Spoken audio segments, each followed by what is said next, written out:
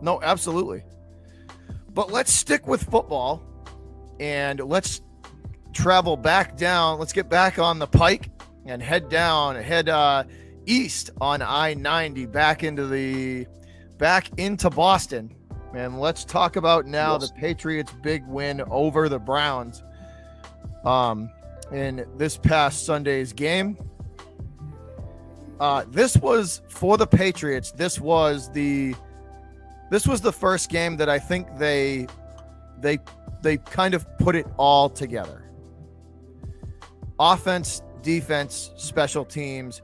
This was by far Josh McDaniels' best game. Like best called game of the season for him. No contest. It was everything was balanced. It was set up. You know, this was by far Josh McDaniels' best game of the year. And I think it took them a while, and maybe they were just moving really slow with things and didn't want to they had everything. They ran the ball well. They stretched the defense out with the deep ball well. They hit the over the middle stuff well. They used the tight ends well. The defense played phenomenal. The offensive, just overall an excellent team-wide effort win. All three phases of the game. Offense, defense, special teams. So let me just, I don't like to be a stat nerd, right? Because I think a lot of football is, numbers don't lie, but a lot of football is the eyeball. You know, you have to look at the game and watch the game, and a lot of it is the eyeball test. But it was just, like I said, just an overall great win. Let's kind of start off offensively for the Pats. First of all, Trent Brown came back today, and it was his first game officially back from the injury. He got hurt 6 plays into the season, and we haven't seen him since. And he's a starting tackle. Yeah, that's a big deal. pretty much, you know, the whole 10 weeks, he's not. We haven't really had the right setup for the offensive line. People have been playing out of position, and that's tough. Like, being an offensive lineman myself for the years that I did play, cohesiveness and chemistry and knowing how the guy next to you on the offensive line is a huge part of it. And they played 10 different combinations of offensive lines throughout those 10 weeks. So that means almost every game they had a different group of guys in there trying to work together. And that was because of the Trent Brown injury, because everybody's trying to piece it together and just make it work and not get Mac Jones, murdered and killed during the game. You want to keep him upright. That's the goal. Keep him upright and do the best you can to let him work. But him being back yesterday was massive. I mean, my dude was just caving motherfuckers' souls in last night. It was spectacular. He was blocking 2 guys for most of the night. It was awesome to see him back there. Just the anchor that he was. Everybody back in their original offensive line positions. They didn't have to. It wasn't patchwork anymore. It was everybody's back where they usually are, and the offensive line just steamrolled the front of the Browns all game. Oh yeah, man! It was a hell of a game. I did watch it, got into it, and it was very interesting to see the Patriots. You can see one thing is true: they're coming. They're coming and stuff. The snowball is starting to get bigger, and things are starting to come into place. The Hunter Henry passes from Mac Jones to Hunter Henry, those were very impressive and very telling, and something that has been a Patriots staple for a long time, kind of dominate the middle of the field, take away the safety and stuff like that. So, or rather abuse the safety, I should say. But yeah, that's something that they like to do. And the main thing that I would say that I loved about the offense for the Patriots is their discipline running was so impressive. Like every play was executed so well. The counters and the pitches and just all the fakes and the screen, everything was just done so Belichickian. Is very the Patriot way. It was very clean. It was very clean. Like everyone knew exactly who they were gonna block all the time. There was never any like chaos or confusion or bodies piling up. It was very just deliberate, and it was good to see the Patriots back doing what they do. It's probably the most impressive I've seen the Patriots since Brady left. Wouldn't you say the last couple weeks? In the last few, this was their like I said at the beginning of this thing, this was the best. This was the most complete game they have played all year. Offense between all three phases, they put everything together. And as much crap as I've given Josh McDaniels through this season, and I've been on him. I've been on his case a lot this year because I don't think he's lived up to what this offense is capable of. And I think finally this week, everything was balanced. It was set up right. The offense was so a huge part of the game is the game flow on offense. You know what I mean? The rhythm. It's about capturing that rhythm and then just keeping it rolling. And it was so. Get this, JD. Right? The Browns won the toss. They took, I believe, 10 plays to go 76 yards and score. Touchdown in the left corner of the end zone. Passing touchdown from Baker. That's it. The Patriots proceeded to score 45. I repeat, the Patriots proceeded to score 45 unanswered points. From after that first drive, the Browns did not score a single point. That tells me that Baker's a very limited quarterback, because that tells me that Belichick saw something that Baker was doing and he took it away from him, and that Baker could not adjust the whole game. So that's the way I see that. And that's good coaching and bad quarterbacking. But no, I think the Patriots, another thing that is really impressive, not only their offensive line is one of the best in the league, I think the depth at running back has always been amazing. Stevenson is amazing. Oh yeah, we were yeah. Oh yeah, we're gonna dive into that. So we talked about the offensive line, and just it was phenomenal having Trent Brown back and everybody back in the right positions that they need to be in. Nobody has to stress about playing out of position, and there's no patchwork on the offensive line. And that, like you just said, that benefits the running back core.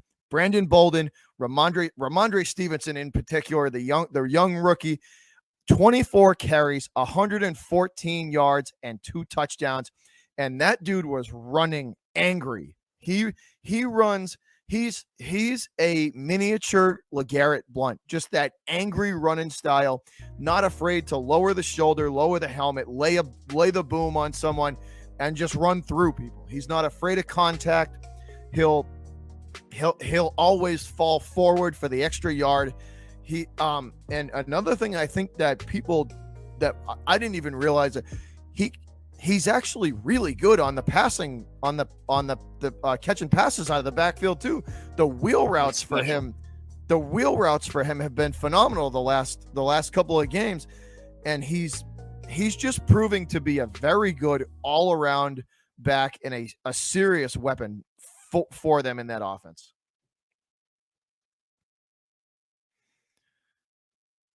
Mike, hey, mute. Sorry, my bad. Isn't Harris out right now? Damian Harris? He actually was just cleared today. He was in concussion protocol and he got cleared, so he'll be good to go. It was hard to notice the difference, in the running game because they played so damn well. It's like Harris is a good player, but this is kind of like I said at the beginning of the season. We talked about it, and I think you asked, will Harris rush for 1,000 yards? And I was like, I don't know, because they have so many dang running backs. It's like, who needs to rush for 1,000? I mean, he might, just because their running game is so incredible. Just because they are going to run on everybody all the time. So it'll be interesting to see. The Patriots are impressive. I don't know, man. They could, like you said, you said at the beginning of the season, like they could end up like 10-6. or what is it, 10-7 or something like that, 11-6, and steal a playoff spot from the Buffalo Bills, or maybe even win the division. So the especially with that defense, with the defense playing like that, I have the defense on fantasy, and I mean they got me like, what was it, 15 points, man. They had like You should 5 hang on sacks. to you should hang on to them because they're not Oh, I done yet. will. They've been dominating all year. So, and that it's interesting you make that point though, because the defense has been good. You know, it's been solid. Probably through for most of this season, it has been solid. This was kind of the first game where the offense caught up with them and was playing on their level too. You know what I mean? They caught up. The offense finally caught up with them, and I think that's what made this game so good, was because they were playing on par with each other. There was no more. You know, they were on level with one another. The defense was playing phenomenal, and the offense was right there with them. The offense wasn't putting the pressure on the defense. Like, no, there was no 3 and outs. I think somebody mentioned it in the chat. Like, it was like touchdown drive, field goal drive, touchdown drive, something for the Patriots. So when you have that, the defense is sitting there like, man, we're getting all this rest, all this Gatorade and stuff. We're going to go back in there and just clap them again. You know what I mean? Like, if your defense is resting late in the game, that's really good, because if they're not that tired late in the game, then you have a good chance of winning the game. And obviously, when you're running like that, they're going to be on the field for a long time. They're draining the clock down. That's exactly how Bill Belichick wants to win. So they also another like, kind of like I said, I don't like to dive into numbers, but the numbers told the story on this game a lot. The Patriots had 3 drives against the Browns, right? Of 90 yards or more. 3 times they drove 90 yards or more and scored. Didn't the Patriots start from their own like 2 and they ran right at the gut? They do the three times. 3 times That's ballsy. They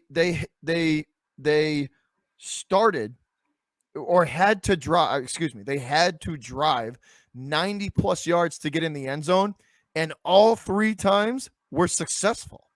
Wow. Yeah, I mean that is a testament to the quarterback and the execution and the offensive coordinator, etc. I mean that's excellent. It's an excellent stat, honestly. And really so we talked offensive line. We talked Stevenson in the running back core, which again, I want to give a massive shout out to Brandon Bolden too for stepping in and doing what he's been doing since Harris and Stevenson have kind of flip-flopped with injuries, and just, you know, just being, you know, he's been a great stand-in for the 2 of them, and not only for them, but for James White in the third down situations where they need a guy. Bolden's done a phenomenal job of standing in and just being the guy and doing whatever they need him to do. So a massive shout out to him as well in this offense. Just doing the dirty work, because he's more of a special teams guy, not an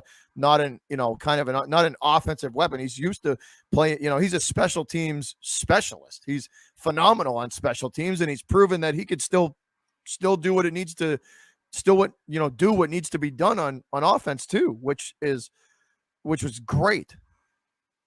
Absolutely. No, yeah, they're all, they've proven to be, they may be young, they may have a young quarterback, a rookie, but you can't overlook them each week. You can't overlook the Patriots.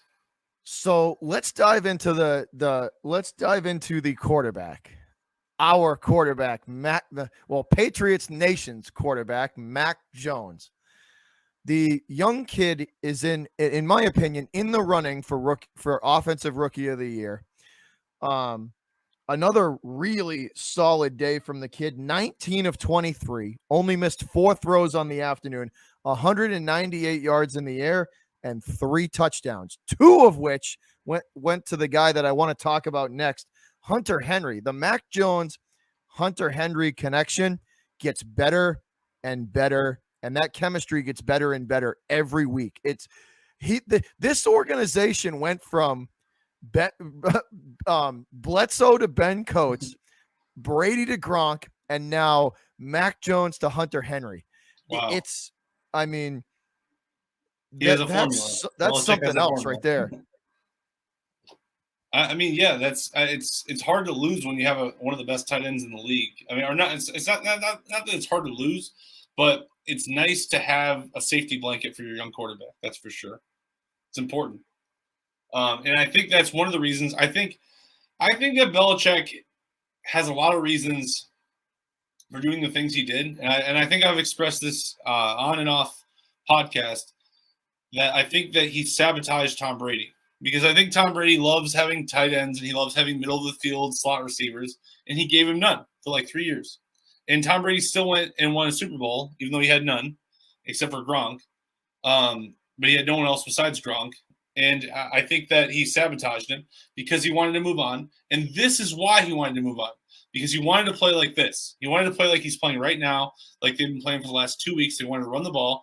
He wants to have control over everything. Belichick does, and like you said, and I think what I would say is I think it helps Belichick mentally to not have Tom Brady there constantly audibling, constantly undermining the things he wants to do, and constantly doing what he wants to do. Yeah, it's interesting though. No, it definitely. Yeah. Well, you know how Belichick coaches. He likes to run a very tight ship, like everything. And if you listen to guys talk about it, it's everybody has a specific job. Everybody is a cog in the machine. Everyone's a piece and a part of the machine. And as long as you're doing your specific job and doing it to the best of your ability, the team, once you put those bunch of individuals together and everybody performs their job to the best of their ability, you win. That's how he's always been. It's we win and lose as a team. And he doesn't like putting anybody above it because then it's like, well, this guy is more important than this guy. And he likes that whole, he's just always been a team. Like it's the team. It's no one, no matter who you are or how big your name is above the team. And that's always, if Brady thought he was going to change that, like, I'm sorry, but you're just not, that's always the way he's been, and he's not going to change. Brady thought that he was special because Brady is special. But at the same time, it is what it is. But Belichick feels that the culture is more important than any one person, and I understand that. Bill has an awesome question that I definitely want to get to at some point. We'll fit that in whenever we can. But Bill, at the end of the podcast, we're definitely going to address that. There's a few. That's a good question. A question that I have. Yeah, we have some stuff, just basic NFL stuff that we're going to go over at the end. Yeah, we'll definitely hit that on the end. But yeah, the Patriots, man, it's. I think that Mac Jones is the perfect guy for Belichick too because he's an accurate thrower. He doesn't try to do too much. He only calls. It looks like he only calls audibles or adjustments when he absolutely needs to. It looks like he tries to execute the play exactly how it's meant to be executed. And I think that there's low expectations for Mac Jones. Even if he becomes, you talked about offensive rookie of the year. Sure, why not? Why not? You know what I mean? He's especially if they make the playoffs. Why not? So for like I said, I don't like to be a stat nerd, but I do like to rub haters' faces in it when I get the chance. So this is per Football Focus, and they follow the numbers more than anybody, right? Right. Football Focus and some other whatever kind of stat thing that Next Gen. That's what it was. So stats. Pro Football Focus and Next Gen Stats. This is coming from them, guys. On throws of 10 yards or more in the Browns game, Mac Jones was a perfect 158.3 passer rating. Perfect. Wow. On throws over 10 yards. Wow. In the red zone, you said? Wow. That's so for all the haters that say, oh, he's a check down king and he can't throw. Yeah. How about that? You don't need to be an overly like Justin Fields. Isn't it amazing to have a guy like Justin Fields, a talented There's so much raw talent there, as well as the huge arm, and so accurate and so athletic, so much there. But here's the thing: we need Justin Fields to be talented more than the Patriots need Mac Jones to be talented. Yep. They need Mac Jones to be good and smart and efficient and not mess up. And the system will do everything else. I mean, the Patriots system has always been, JD, responsible and accurate with the football. Don't do anything stupid, and just make the throw. Make the accurate throw, and hit your man, and just don't do anything stupid with it. If you have to eat it or throw it out of bounds and take a sack, or like I said, throw it out of bounds, live to fight another series, but just don't put yourself in a situation where you're gonna make a mistake that's gonna put that's gonna result in a costly turnover. That's just how the system's run for years now. Yeah, that's exactly what they need to do. They need running backs who won't fumble, offensive linemen who will pick up blocks, and quarterbacks who don't turn the ball over. And that's what they need, and who are efficient in the red zone. And that's, like you said, that's what they have. Mac Jones might be one of the best fits in the NFL for his team. For the system that he's in. He's the best fit for them. The best. He's a good fit. So take what you can get. And so last but not least, the wide receivers for the day had a very, very solid day as well. Shout out to Jacoby Myers for his first career touchdown in the NFL after 135 catches. Wow. He finally gets in the end zone. That's weird. He scored yesterday on his first touchdown. And strange. It was an incredible moment. It was like with 2 minutes left in the game, and he scores the touchdown, and the whole bench, the whole Patriot bench was over there celebrating with him. It was an awesome moment to see. I got to see it live. It was awesome. It was an incredible moment. So shout out to Jacoby for getting the first career touchdown in the NFL out of the way. It was an awesome catch. It was really like. He's been balling for a while. So that's interesting. Kendrick Bourne is also emerging in the Patriot wide receiver group as a serious threat as well. These guys, it's once again, the Patriots just find guys that fit their system well, and they just put him in positions to succeed. And Bourne is another one of those guys where we got him from San Francisco and just put him in a position to succeed. And Mac Jones just feeds him. He feeds him the football and just lets him do his thing. And the catch that he made in the end zone was phenomenal, where he split Mac Jones threaded the needle between two defenders and hit it, and just Bourne made an even better catch, high pointing the football and just going up and getting it. Great catch, great play. But it's the team. So to close it out on offense, it's nice to finally see the offense reach the same level as what the defense has been playing at. And if they can keep it up, there's going to be some teams that are going to be looking over their shoulder in a hurry. Belichick seemed to have found a new core of guys that fit his style, and that is scary. That's a scary sight. And he wants that number 7, man. He wants number 7. It's scary that it seems like Bill's got that fire back, because for a little bit it was it was in question a little bit, because he kind of took a step back. Just took a step away for a little bit. But the last couple weeks, man, I tell you, I think he's got that. I think he's got that fire back, and I think they're gonna. I got a good feeling they're gonna beat Atlanta. The real test is going to be against Tennessee. That's going to be the real test for them. If they can beat Tennessee, we can start talking. Talking Patriots in the playoffs realistically, because the rest of their season is a layup. Belichick he's heard all that chirp, chirp, chirp. Tom Brady's the real reason why the Patriots won 6 Super Bowls and stuff. He wants to extinguish that and go out into the sunset. He wants to knock that completely out of here. And I wouldn't be surprised if Belichick does win a Super Bowl in the next few years. I wouldn't be surprised if he calls it a wrap and gives the reins to Josh McDaniels. I really wouldn't, because why else would Josh McDaniels stay in New England? I'm just saying, Josh McDaniels for this long. For this long, exactly. He could have been in Chicago. He could have been in the Colts. He could have probably been in 3 other teams, but he stayed. So I think he wants that job, and yeah, who knows? Might happen. And Belichick, all Belichick would need is one more Super Bowl win for everyone to just shut the heck up and say Tom Brady and Belichick, it's 50-50. You know what I mean? That's all he would need. Hey, Phil says N'Keal Harry finding a spot block. He might not be catching, but he's blocking.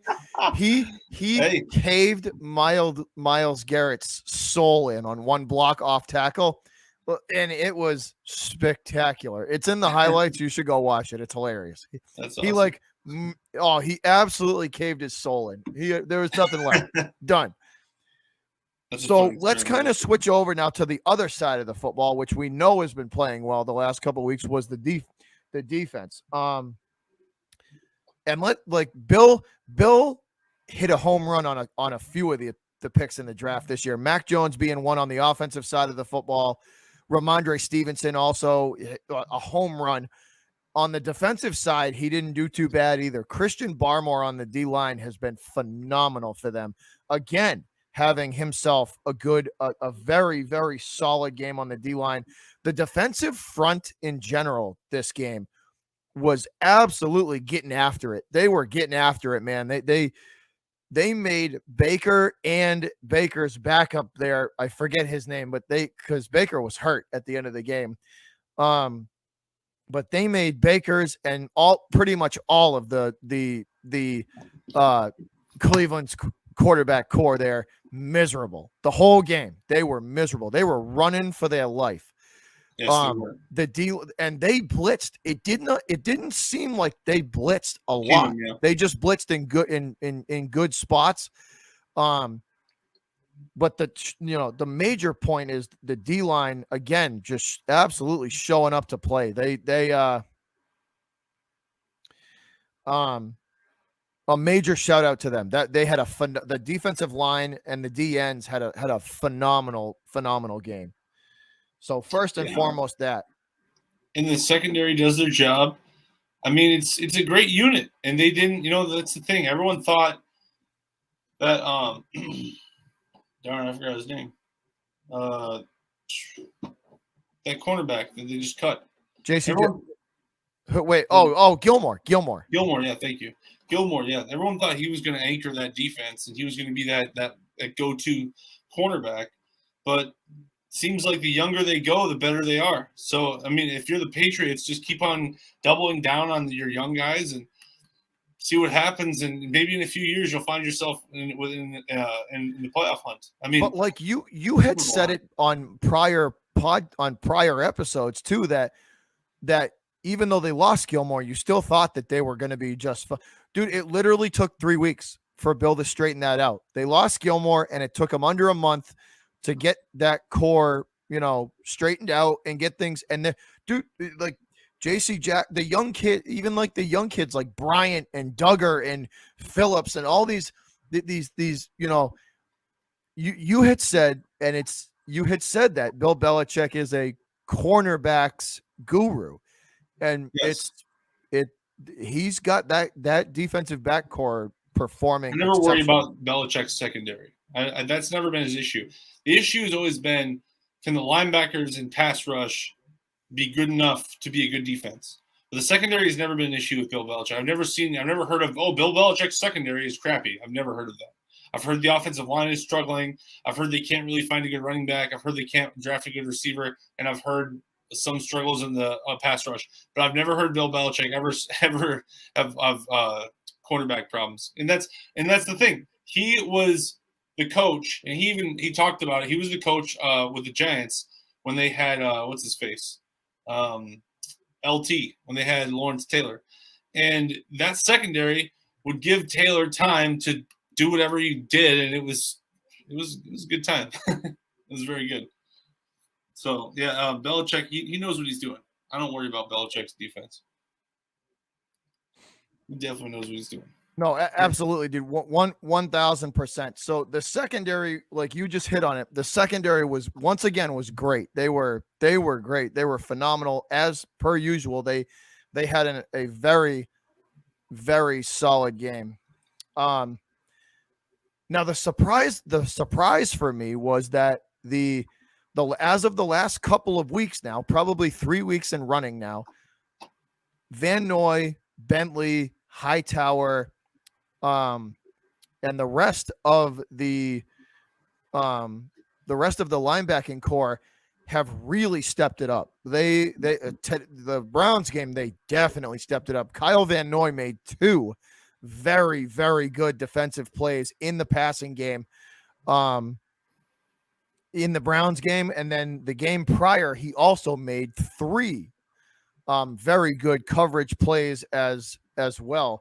It's just been very good. It's been very nice, and a relief to see that the linebackers are finally coming around. They are.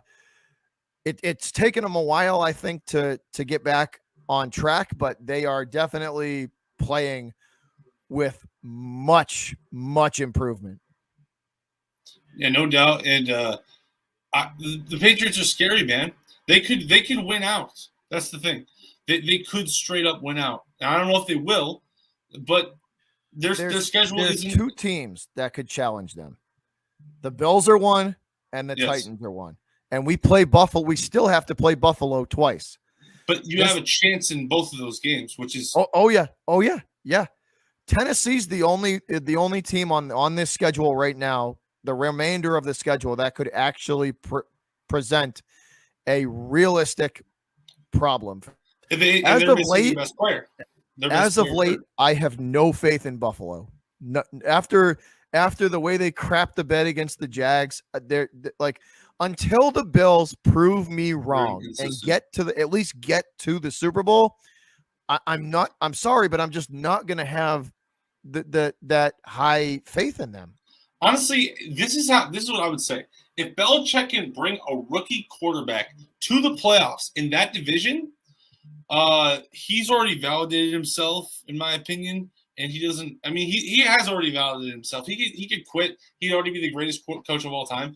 But the fact that if he can take a rookie quarterback to the playoffs 2 years after Tom Brady leaves, that's really impressive. That is something to be said. That's something you can hang your hat on at the end of the day. Even if you just make the playoffs as a Patriot, you should be very proud. That's what I would say. If No, they make oh a yeah. run, that's even better.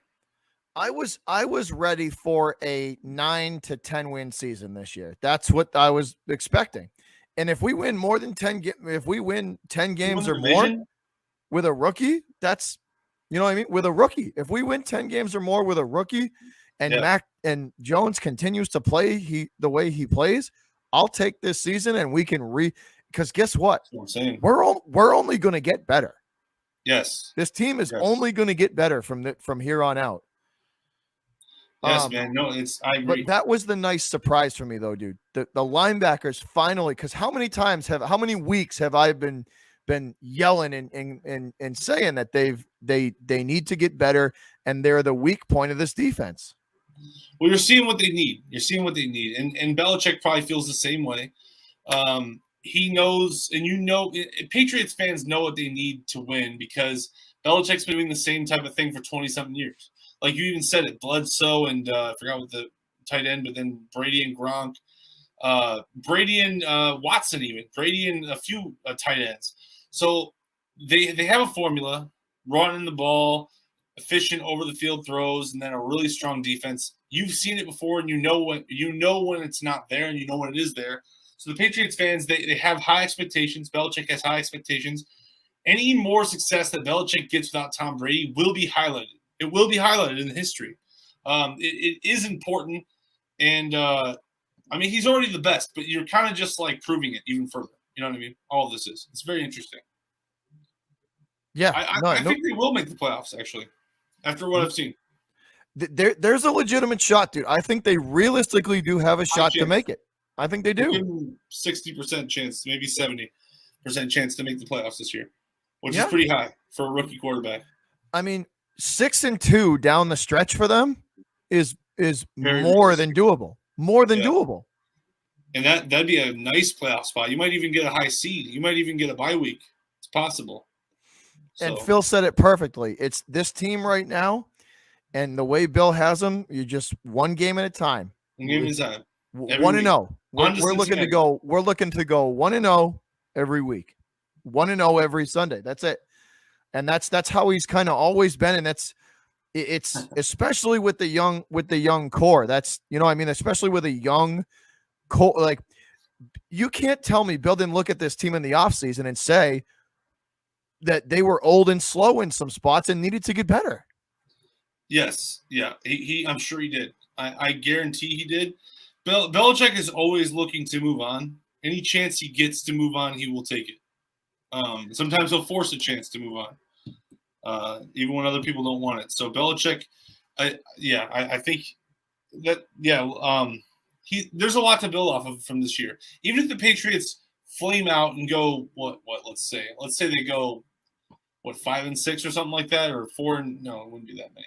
Either way, let's say they flame out and only win a couple more games down the stretch. Yeah, they end with like 9 wins, 8 or 9 wins. Yeah.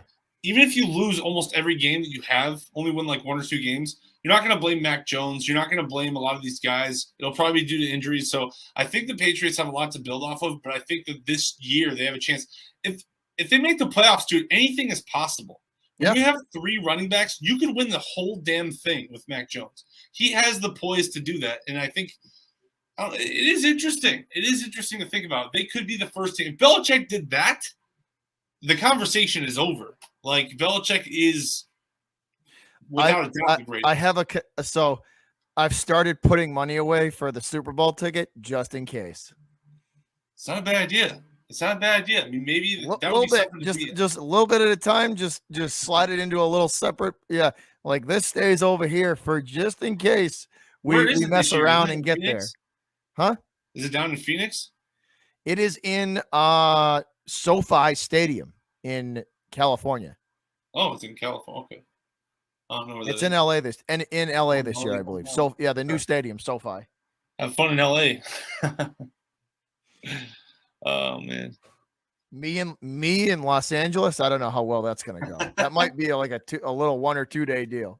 Might not make it back. Oh man. But that's and I just want to give one more thing, like just in the defense, like the defense they've kind of been the anchor of this team, and it was just like I've said before, like I said a couple of times before, it's just nice to see the offense elevate to the same level. And Matthew Judon has just been phenomenal ever since coming here. There was one play, there was a series I believe it was the second quarter. It was before, I think it was before half. There was a series before half. The Browns were driving, and they were on, I believe, their own like 30 or 40 yard line. They lined Matthew Judon up off the left end, and he just ate a dude's soul and then killed Baker. Like, absolutely ate him alive, right? Killed Baker. Right? Seriously, just ate his soul. This offensive tackle just didn't stand a chance. Whoever it was didn't stand a freaking chance, right? Just absolutely swim move, and the dude just looked at him, just demolished Baker Mayfield, right? So they lined him up. The next play, they lined him up in the same position, and they were going to run the same blitz, right? They put a guy. He was right outside the offensive end, right off the offensive end's outside shoulder, in the same position, and then we're going to have him rush the same way, right? The tight end bear hugged him and tackled him to the ground, and they immediately threw a flag. Like, it was like they knew, like the guy just said, "Fuck it, I'm going to take the offensive penalty because I'm not going to let him kill my quarterback again." Yeah, man. Like, that's when you get desperate. That's the kind of shit you do. Because he couldn't stop him. They couldn't. They literally couldn't block him. They could not block him. They were double teaming him. They were doing they were chipping him, and they couldn't. The yards instead of the so hits. the guy literally bear hugged. he like picked like Captain Insano style on the longest, like picked him up and power bombed him to the ground. It was it was the only way they were going to stop him from not getting to the quarterback. It was